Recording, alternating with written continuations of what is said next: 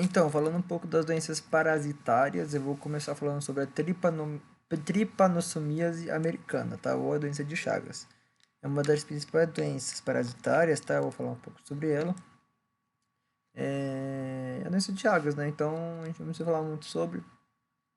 Eu vou falar as principais coisas que eu tenho que falar pra gente classificar a doença, tratar, né? E ver as questões da clínica. Bom, então, a tripanossomíase americana, também conhecida como Chagas, tá? Uma doença que ela pode ser aguda ou crônica, eu vou falar um pouco sobre essas duas, tá? A que a gente mais se preocupa vai ser a parte crônica da tripanossomíase, por quê? Porque ela vai afetar os músculos lisos da parte gastrointestinal, da parte cardíaca ou do sistema nervoso central, que são esses três tipos de tripanossomíase americana crônica, tá? E a gente vai ver como ela entra nesses tecidos, né? E por que que ela causa uma inflamação crônica aí nessas regiões, tá?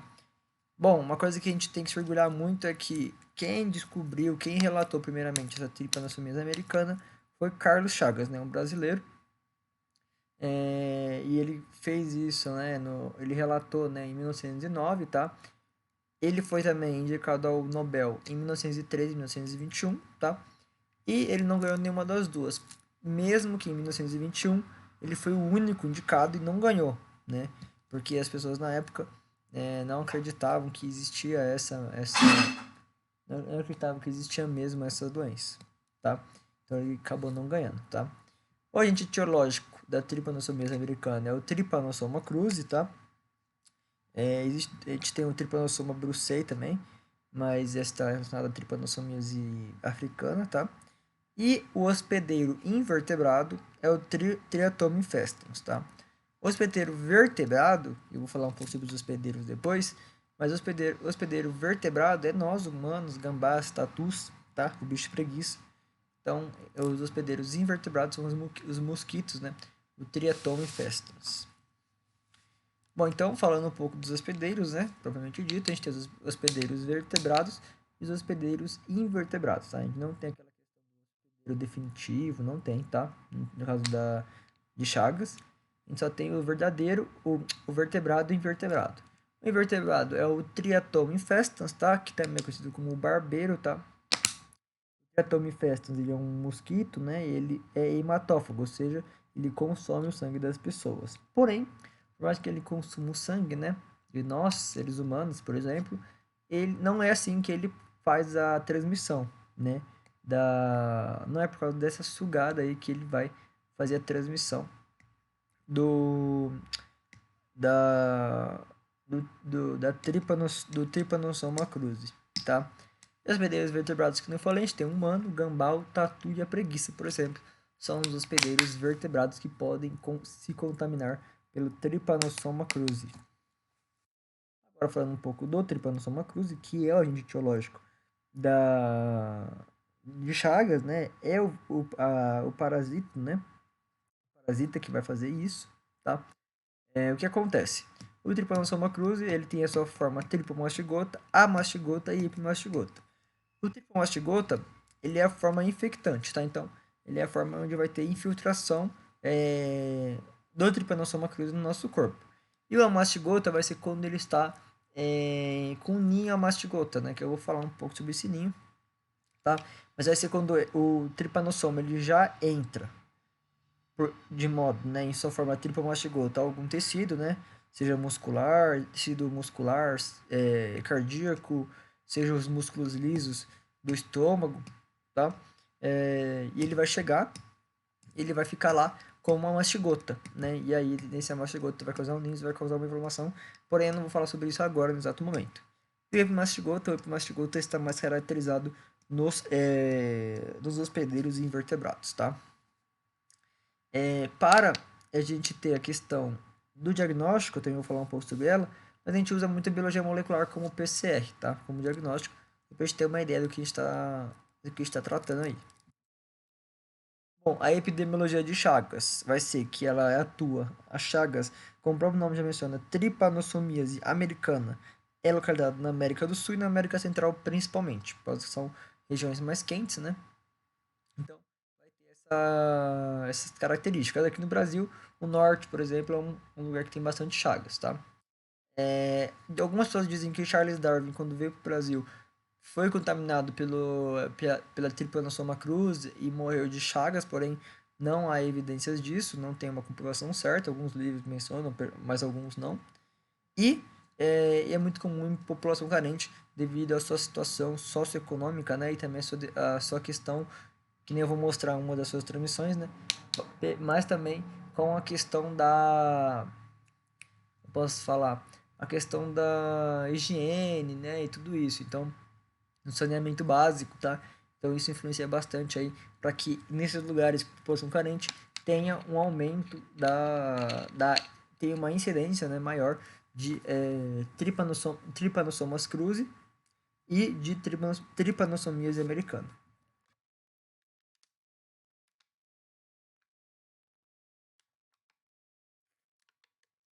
Bom, então, falando um pouco da transmissão. A transmissão pode ser pelo Triatom infestans, né, que eu falei.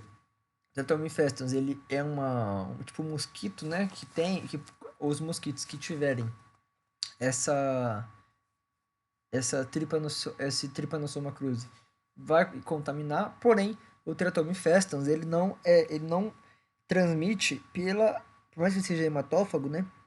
Ele não transmite por sua picada, porém por suas fezes. Então, às vezes, o Teratoma infestans pica o paciente e tem a questão de soltar, né, as suas fezes. E com isso nós, seres humanos, vamos coçar e vamos jogar essas fezes para dentro da nossa mucosa, caracterizando assim essa transmissão, tá?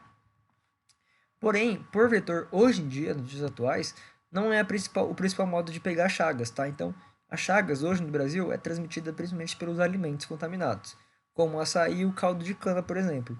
É que pode ter o Trypanosoma cruzi ali nesses alimentos, né? E a gente acabar consumindo eles.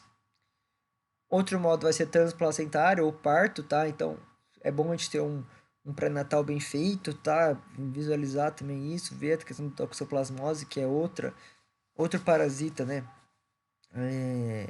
Toxoplasma, enfim, para ver se o bebê pode nascer, se a mãe tem, se o bebê pode nascer com essa tripanossomia americana, tá? Manejo de animais infectados, obviamente, pode acontecer. Análise do laboratório também pode acontecer. Transplante de órgãos e a via sexual também. Porém, essas 4, 5 últimas aí são menos relevantes, são mais raras de acontecer, tá? Bom, então falando um pouco da ciclo de vida da Trypanosomias americana, o que acontece? A gente tem o hospedeiro invertebrado, que é o Triatom infestans, tá? O Triatom infestans, ele é contaminado pela mastigota, né? Do hospedeiro vertebrado. Então, ele vai lá, por algum motivo, ele contrai essa mastigota, né? Do hospedeiro vertebrado. O mastigota vai chegar, ele vai, o Triatom infestus vai engolir o, a Trypanosomiase, o Trypanosoma cruzi, vai chegar até o intestino, que vai se transformar em epimastigota, e depois, quando ele defecar, vai ser o tripomastigota metacíclica, tá? Metacíclica, tá? Então, aí vai ficar o tripomastigota nas fezes, e aí, que nem eu falei, a gente vai coçar e pode trazer, né, essa fezes aí para dentro do nosso corpo para entrar na nossa mucosa. O tripomastigota vai se infiltrar no tecido mucosa de nós, né, de nós seres humanos e dos animais vertebrados, e o tripomastigota vai chegar até as células e vai se transformar em mastigota. Quais células ele é mais predominante? Como eu falei, músculo liso, gastrointestinal e músculo cardíaco, tá? E aí, quando o tripomastigota chega nessas células, ele transforma em a mastigota, e aí vai se crescendo, né? Vai se multiplicando, causando um ninho de amastigotas, que aí vai desencadear os processos inflamatórios correspondentes, como edema, né? Liberação de citocinas e tudo mais. Bom, então a gente tem duas fases na tripanossomia americana, a gente tem a fase aguda e a fase crônica. A fase aguda vai de 0 a 6 meses e a fase crônica vai mais de 6 meses, tá? A fase aguda, a gente vai ter uma parasitemia. O que é isso? Níveis altos de parasitas no nosso sangue, tá? E aí a gente vai fazer o exame e pode ver se é um Trypanosoma cruzi. E aí depois de 10 dias que o Trypanosoma cruzi, na sua versão de tripomastigota, vai fazer a invasão dos tecidos, tá? Na fase crônica, ele vai ser mais assintomático, porém ele vai ter a questão do acúmulo de amastigota nos músculos cardíacos ou no músculo liso digestivo. Bom, então, como que a gente vai causar aqui? Então, falando um pouco do Trypanosoma cruzi no hospedeiro vertebrado, a gente vai ter infecção, né? E aí pode fazer com que esse Trypanosoma cruzi chegue até os gânglios linfáticos, pode causar uma linfadenopatia, uma linfonodomegalia, que é uma das características da doença também. E aí depois dos gânglios linfáticos, eles podem ser levados até o coração, o intestino ou o sistema nervoso central por meio dos gânglios linfáticos. Então é pelos gânglios linfáticos que o Trypanosoma cruzi ele anda pelo corpo, por assim dizer. Bom, diagnóstico, a gente vai fazer, na fase aguda, a gente vai fazer um hemograma completo, porque a gente vai conseguir ver se o paciente vai ter uma parasitemia ou não. A gente vai fazer um teste PCR, né? Porque ele é muito eficaz, o teste PCR. E depois de 6 semanas, a gente vai ter uma diminuição dos parasitas no sangue. Então, a gente vai precisar fazer um PCR para ver a questão das inflamações no nosso corpo. Aqui a gente vai ter os tipos de tripanossomia americana. A gente tem a tripanossomia americana aguda, que eu já falei um pouco sobre ela. Tripanossomia americana crônica, que pode ter tanto forma cardíaca ou forma digestiva, como ambas também, não coloquei aqui, mas pode fazer com que tenha ambas, né, as situações. E também formas assintomáticas, a forma congênita e tripanossomia americana em imunodeprimidos. A tripanossomia americana aguda, ela, que eu falei, pode ter uma linfadenomegalia, ou seja, uma adenomegalia, né? Que é o crescimento dos gânglios linfáticos, porque eu falei, o Trypanosoma cruzi ele chega primeiro nos linfonodos e depois ele se distribui para os tecidos. Vai ter sintomas comuns, né? Febre, náuseas, cefaleia, edema e tosse, porque a gente está se tratando de uma infecção general, tá? E a gente pode ter o sinal de Romanin ou chagoma chagásico por causa da picada. Porém, como eu falei, nem sempre vai ter isso, porque a transmissão hoje mais comum no Brasil é pela questão dos alimentos contaminados. A gente vai ter tripanossomia americana crônica cardíaca, ou seja, o que vai acontecer? O Trypanosoma cruzi, em sua forma tripomastigota, vai se infiltrando, até chegar no músculo cardíaco, tá? Nos miócitos do coração. Aí o que vai acontecer? A gente vai ter a transformação do tripomastigota pela mastigota, e a mastigota vai fazer um ninho, né? Ninho de amastigota na região. Com esse ninho, a gente vai, com a forma normal do nosso sistema imune, vai fazer com que a gente tenha um ataque nessas, né, vai ter que fazer um ataque, né, um ataque imunológico aí na questão desse ninho aí de mastigota. E aí o que vai acontecer? Vai ocorrer uma fibrose na questão do músculo cardíaco, tá? E aí essa vai prejudicar na relação de Frank-Starling. O que é essa relação de Frank-Starling? Falei sobre isso na insuficiência cardíaca. Vai ser a relação da contratilidade do coração e relação com o débito cardíaco. Então, pode causar, né, em um desses casos, por exemplo, dependendo do caso também, pode causar uma insuficiência cardíaca no paciente, porque a gente vai ter uma substituição dos miócitos por fibrose, mudando a elasticidade, a contração do músculo cardíaco e prejudicando a relação de Frank-Starling, tá?